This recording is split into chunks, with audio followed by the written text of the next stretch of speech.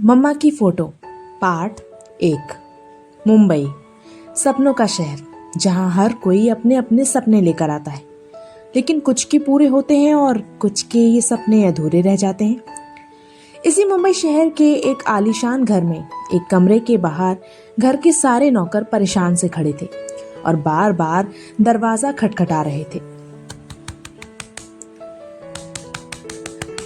अधिका बिटिया, दरवाजा खोलो, एक नौकर दरवाजा खटखटाते हुए कहता है। नहीं, पहले मैं मम्मा की फोटो ढूंढूंगी। अंदर से एक 4 साल की बच्ची की आवाज आती है। क्या हुआ? सब ठीक तो है? एक औरत जिसकी उम्र यही कोई 60 से 65 साल होगी, भागते हुए उस रूम के पास आकर वहां खड़े नौकरों को देखकर पूछती है।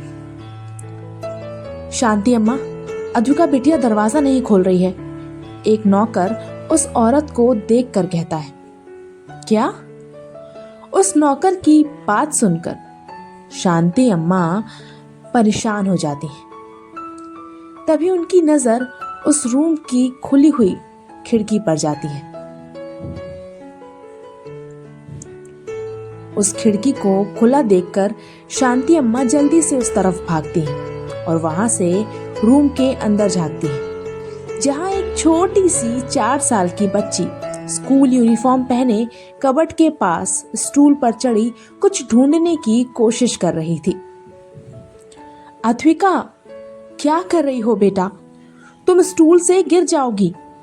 दरवाजा खोलो, तुम्हारे डैडी को पता चला तो वो हम सबको बहुत डांटेंगे।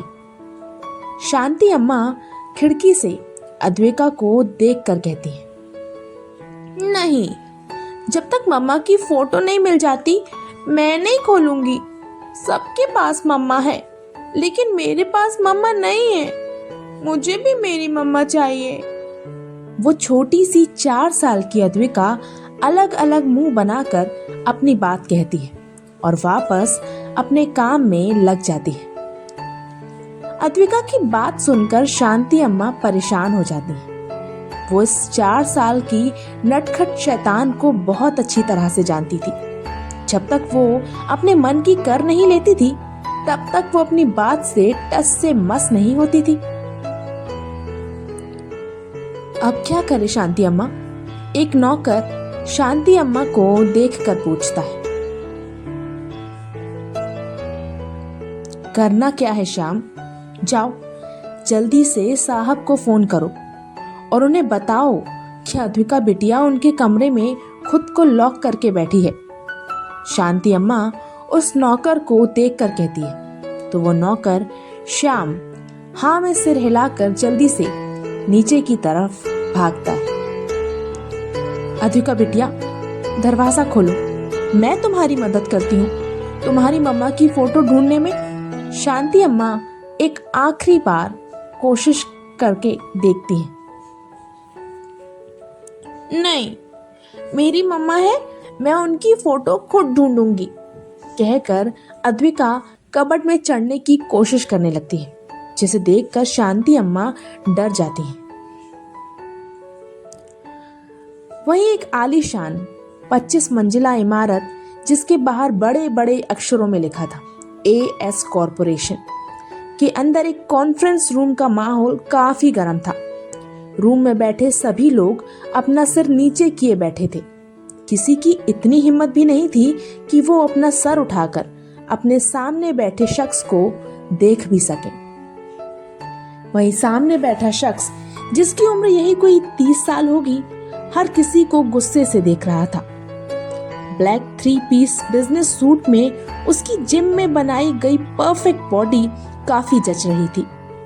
हल्की दाढ़ी मूछ और जेल से सेट किए बालों में उसकी सांवली रंगत निखर रही थी, मगर गहरी काली आंखों में वो गहराता गुस्सा हर किसी को उसकी तरफ देखने से रोके हुए था।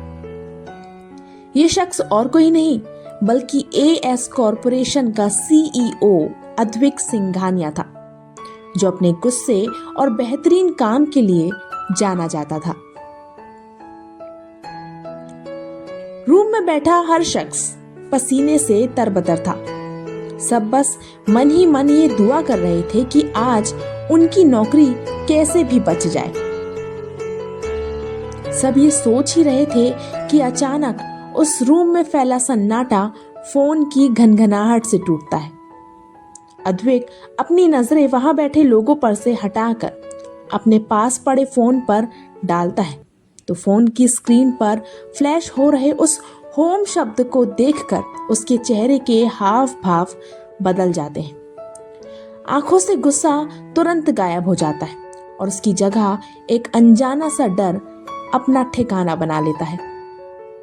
3 दिन है तुम सबके पास, अपना काम सही से करो वरना अपना रेजिग्नेशन लेटर खुद से टाइप कर लेना। इतनी देर से शांत बैठा अद्विक अपने सामने बैठे लोगों को देखकर कहता है और अपना फोन लेकर कॉन्फ्रेंस रूम से बाहर निकल जाता है। अद्विक के जाते ही सब चैन की सांस लेते हैं। वहीं अद्विक अपना फोन पिक करके दूसरी तरफ की बात सुनता है तो परेशान हो जाता है और तुरंत कॉल कट करके अपने ऑफिस से बाहर निकल जाता है। थोड़ी देर बाद अद्विक की कार उस आलीशान खूबसूरत घर के बाहर आकर रुकती है जहां बहुत ही खूबसूरती से लिखा था सिंघानिया मैंशन। अद्विक कार से बाहर निकलता है और जल्दी से मैंशन के अंदर चले जाता है। वो हॉल से होते हुए ऊपर अपने रूम के बाहर पहुंचता है जहां अभी भी घर के सारे नौकर अद्विका से रूम का डोर खुलवाने की जद्दोजहद में लगे हुए थे। शांति अम्मा। अद्विक शांति अम्मा को देखकर पुकारता है। अद्विक बेटा देखो ना, अद्विका कैसे कबर्ड में चढ़ी है। अगर जरा सा भी पैर फिसला तो वो गिर सकती है, शांति अम्मा परेशान होते हुए कहती हैं।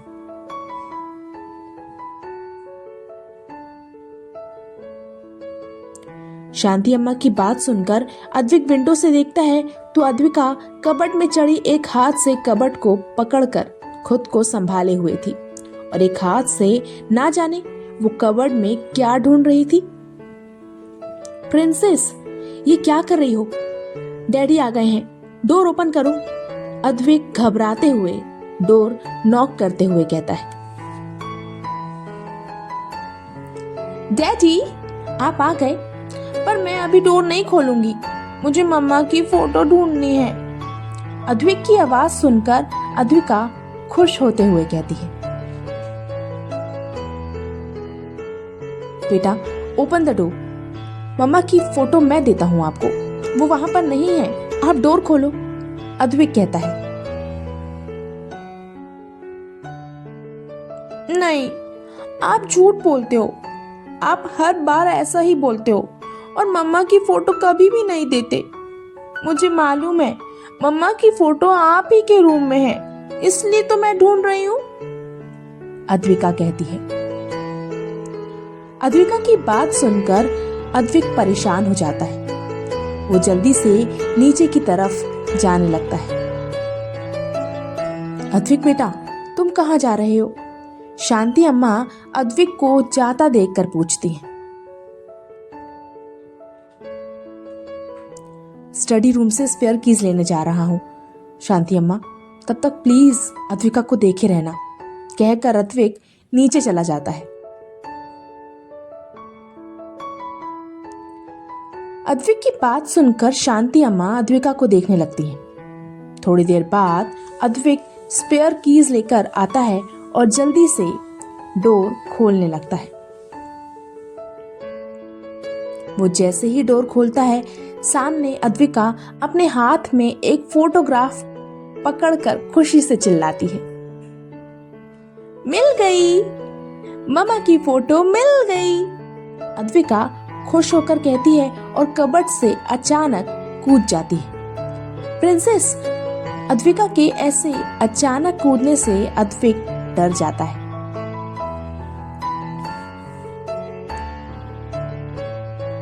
आप ठीक तो हो बेटा? अद्विक परेशान होकर कहता है और अद्विका को इधर उधर चेक करने लगता है कि कहीं उसे चोट तो नहीं लगी। डैडी, मैं ठीक हूँ, देखो मुझे मम्मा की फोटो मिल गई। मम्मा कितनी प्यारी है ना? अद्विका खुशी से अद्विक की तरफ फोटो दिखाते हुए कहती है। अद्विका की बात सुनकर अद्विक उस फोटो को देखता है जिसमें एक लड़की लाल रंग की खूबसूरत साड़ी पहने अपने लंबे खुले बालों को हवा में लहराते हुए मुस्कुरा रही थी। उस फोटो को देखकर अद्विक की आंखें हैरानी से बड़ी बड़ी हो जाती हैं।